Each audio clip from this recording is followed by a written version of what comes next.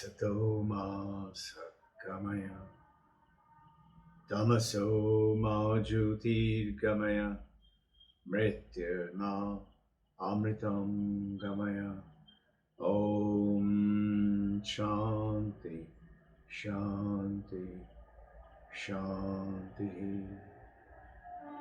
O Mother of the Universe, hold our hand.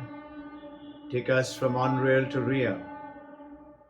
Take us from darkness of ignorance to the light of the wisdom. Hold our hand, take us from death to immortality. Om, peace, peace, peace. Hi there, good evening on a Thursday evening. And we are going ahead with two very exciting sessions today evening. A brief introduction, and we'll continue to do this, take it up on Sunday and continue to do that. It's going to take a little time in terms of the topic that we have chosen. The one is what's so great about spiritual life. We have this physical life, we have the mental life, we have the intellectual life, and so much fun. Why spiritual life? So let me start you with taking you into call no greater gain in this universe. And let me quote you from Bhagavad Gita. Krishna is saying, I'm reading it out to you. Yam labdava chaparam labham manyate nadhikam tata yasmin sthito na dukkhena gurunapi vichalayate. What it means, Krishna is telling Arjuna, what you gain in spiritual life is that the greatest of the gain for a human consciousness, body, and the mind and the family life. There is no greater gain. Having attained which, one does not think that there is anything higher to attain. So wonderful. Any greater gain to have, and having to establish in which one is not shaken up by any suffering, any sorrow thereafter. That's it. You have attained it. This is what Krishna is telling. The question comes into your mind, what is this spiritual gain? Which you call the greatest gain? What is it? You will actually ask, being an intellectual, sincere devotee, you want to know what is that gain, which is the highest of the spiritual gain, and then what exactly is that we gain in spiritual life? And the third question will be, all right, how do we do it? So let's take it on. What we're talking about is nobody wants suffering, and what we want is happiness. Opposite is the happiness. Opposite of happiness is sadness, suffering, sorrow, dukkha. Most people are chasing outside, from inside to outside. Money, everybody is waiting for money and money. Obvious answer, people, family, friends, and relationships gain. This is what most people are doing. And status and involvement in this world, gain of name, fame, and then give the happiness to some other person in love with somebody. When I meet you, I'm the happiest.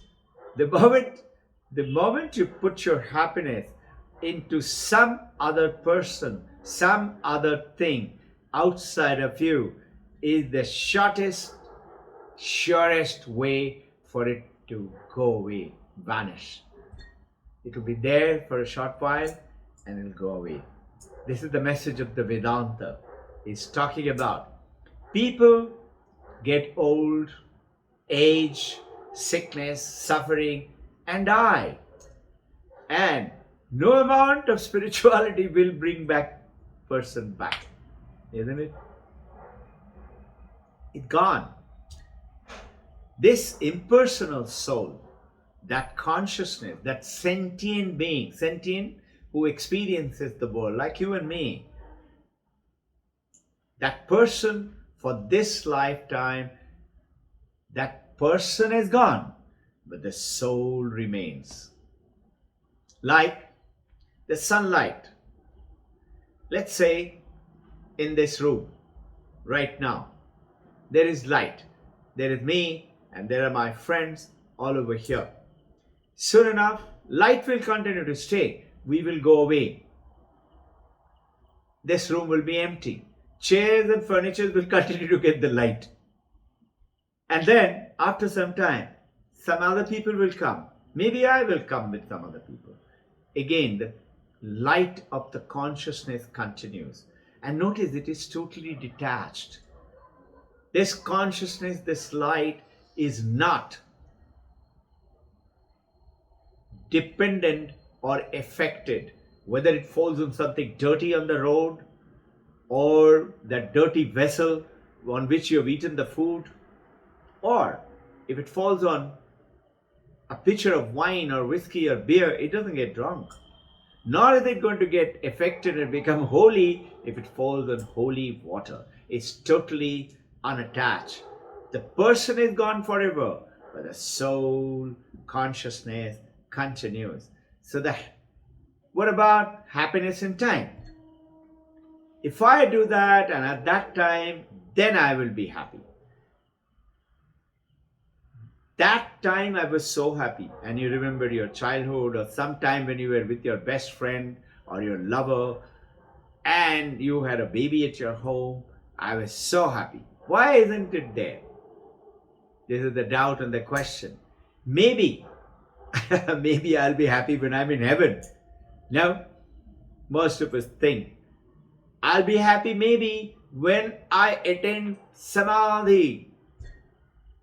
But remember, there is a time when you come out of samadhi. The world is back, the bank loans are there, the relationship problems continue to be there, the neighbors shouting and fighting continues to be there. You had wonderful time in the samadhi and you attained that wonderful bliss, yes. What about when you come out? That formula is sure shot for unhappiness when you come out of that time or that going to heaven or that getting into samadhi. So this is happiness to gain, which is not and cannot be limited by time, space, and object. The moment you do that, a limited people, limited attainment of money, limited amount of space, or an event of life. Like I was with that so-and-so person, it was so nice and happy. One businessman goes to highest of the wonderful place in Himalaya and goes from Delhi. Maharaj goes to a great monk, Guru. I'm so unhappy. I don't want to just go back. I want to run away from there.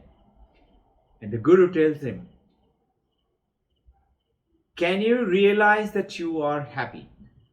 He said, yes, I am very unhappy now, but sometimes I was happy. He said, just think, you are not unhappy. You are experiencing unhappiness through your soul, consciousness, spirit. You're experiencing it. Your body is experiencing it because of the soul and the consciousness. But you are experiencing it.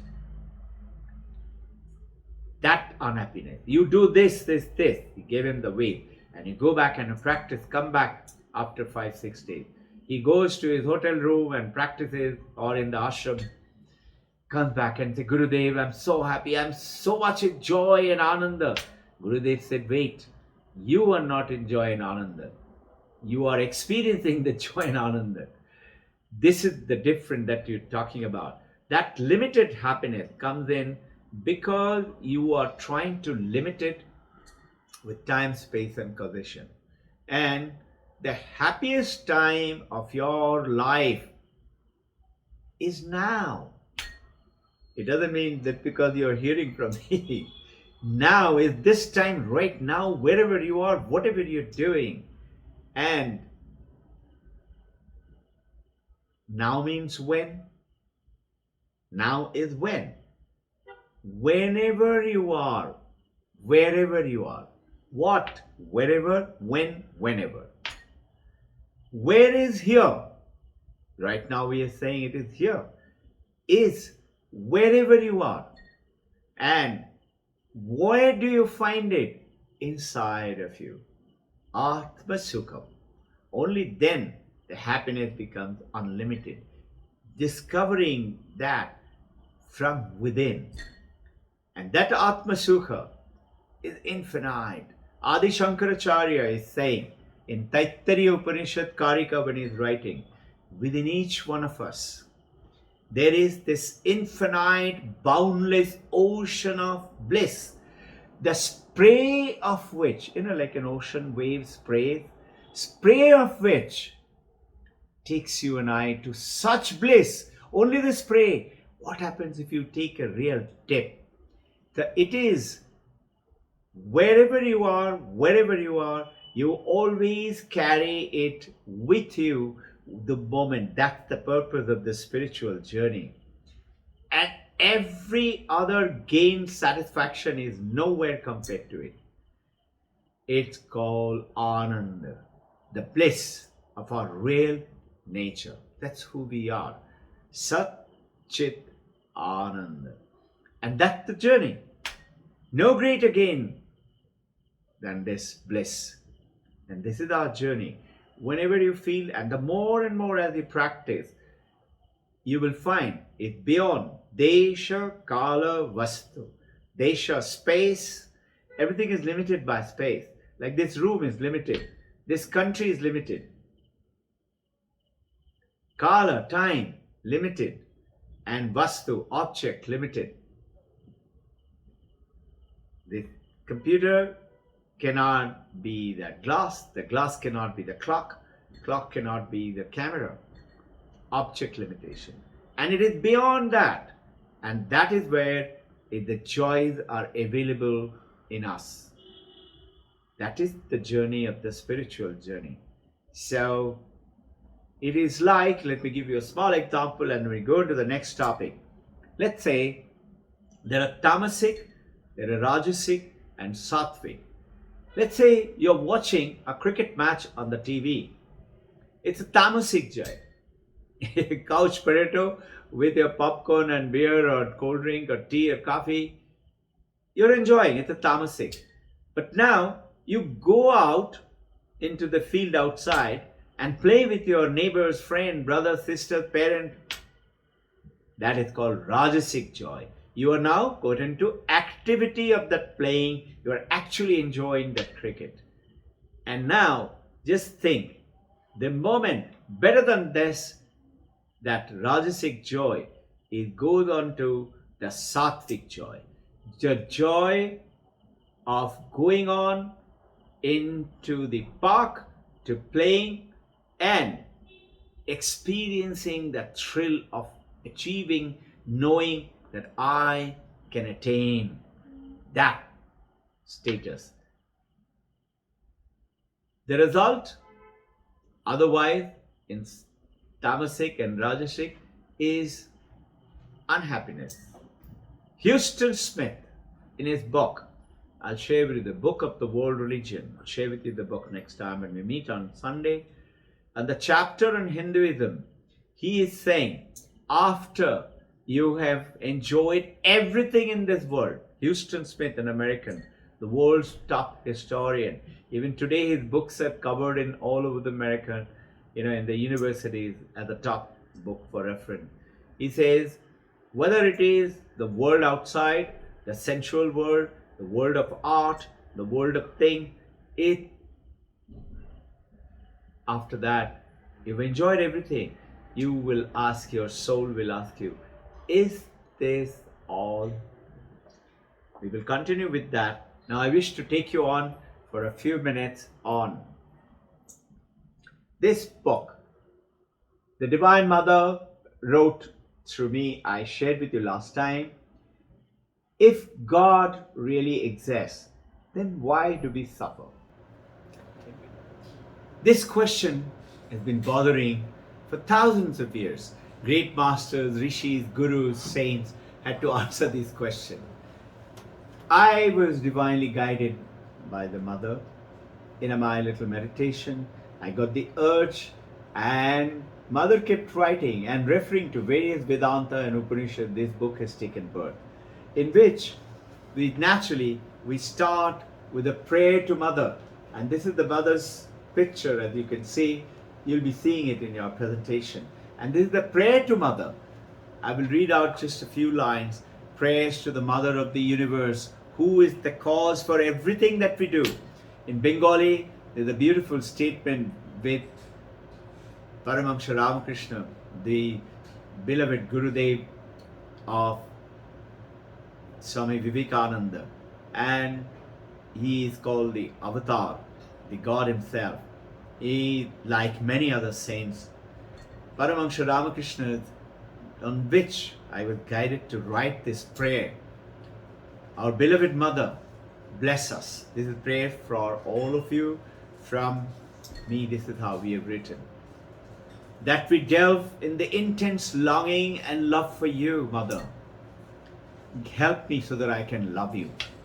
May we be blessed with Shraddha, respect for you. We keep taking names, but we don't really love and respect. Bless us that we attain the intense desire for you and dispassion for the earthly object. Bengali, Vishoye Virag, Ishware Anurag. Love for God and detachment. That we develop Viveka. From the name Viveka came Vivekananda, who knew what is right, what is wrong, and chose what is right. May we be guided to do that. When we receive your blessings for Vairag, detachment, and aid to our work, help the people of this samsara for this world. The people helping. Courage, truth and purity, and helping for other people, living for other people. Simple 3 guidelines. May we be blessed, O Mother, to witness oneness. All of us are one. Every wave, like you and me, are little waves in the samsara. But the oneness of the water is in every wave. And destroy our lethargy and lies from within. Make it disappear from our life. The prayer continues. Grant us your darshan to end all our suffering. O Divine Mother, bless us with the gift of knowledge, jnana, that you be always in our heart and in our consciousness. With that, I will take you on to the main part of the chapter, which goes on. The question comes in everybody's life. We have to do with is today, why is there so much of suffering if God really exists?